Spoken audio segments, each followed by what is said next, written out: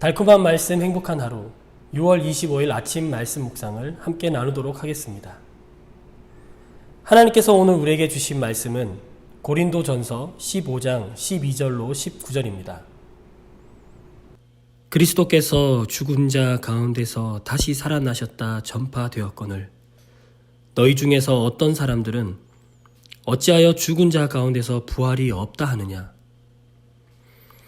만일 죽은 자의 부활이 없으면 그리스도도 다시 살아나지 못하셨으리라.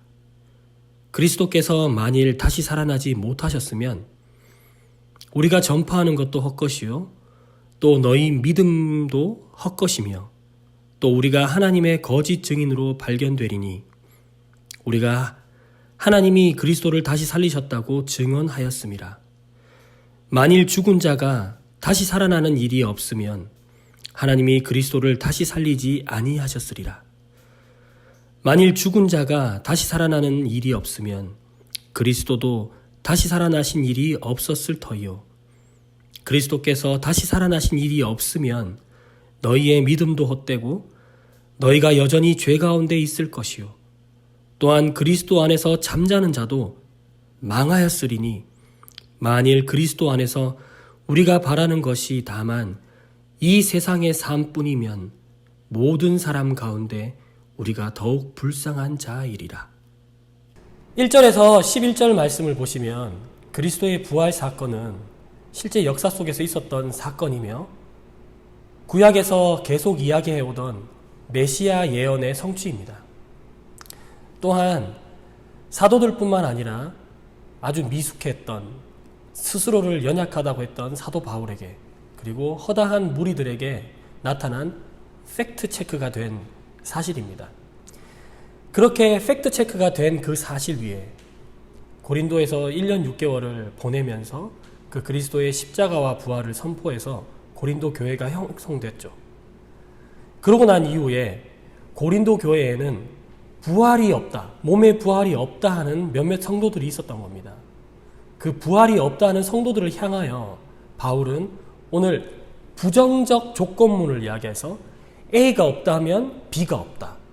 자, 그럼 B가 없다 하면 C가 없다. 이런 식의 부정 조건문을 들어서 그것도 2번이나 걸쳐서 강조해서 부활이 없다면 우리가 전하는 것도 헛것이고 하나님께서 부활이 없는데 예수 그리스도를 부활했다고 하는 하나님은 예수 그리스도를 부활하신 적이 없는데 우리는 부활했다고 하는 우리의 증거도 거짓이 되는 것뿐만 아니라 여러분이 믿는 그 믿음 자체도 헛것이어서 예수의 부활이 없죠?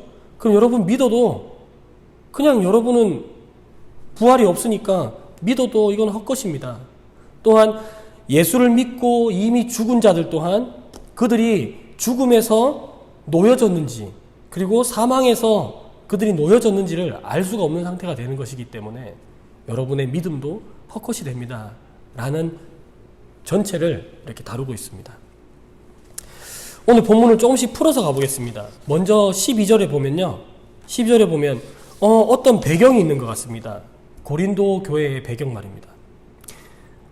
그 당시에 고린도 교회의 상황을 보면 영은 거룩한 거고 육은 더러운 거다. 영은 본질이고 육은 그림자다. 그 다음에 이거는 그냥 껍데기일 뿐이다 라고 하는 영지주의가 있었습니다. 그래서 영은 부활해서 그리스도와 함께 있지만 육은 그냥 썩어진다 라고 생각했던 그 당시에 어떤 문화가 있었던 거예요.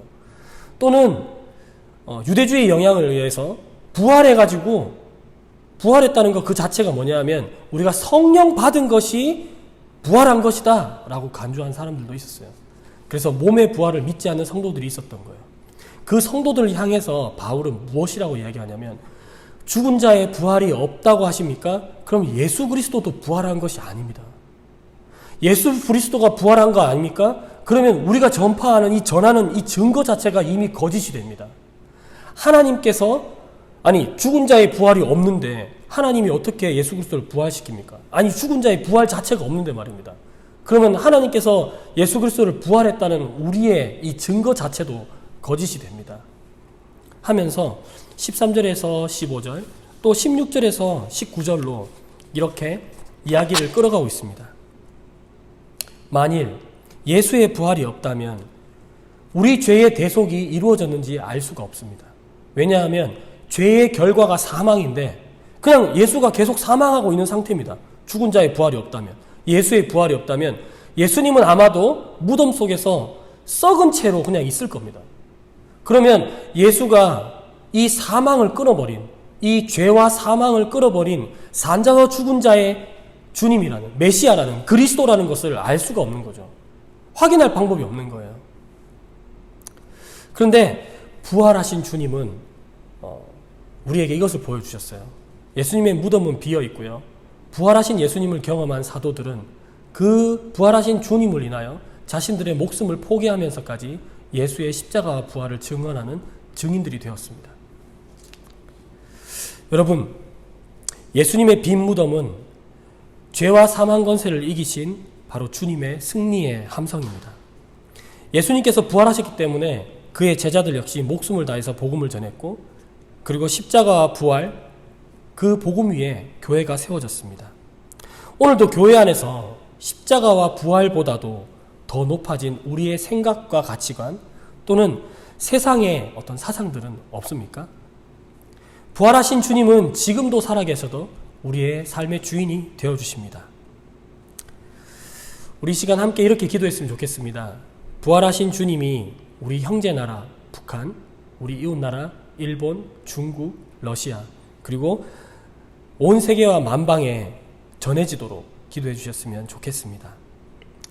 십자가의 고난과 부활의 영광이 참여하는 주님의 몸된 교회 공동체가 되기를 기도하셨으면 좋겠습니다.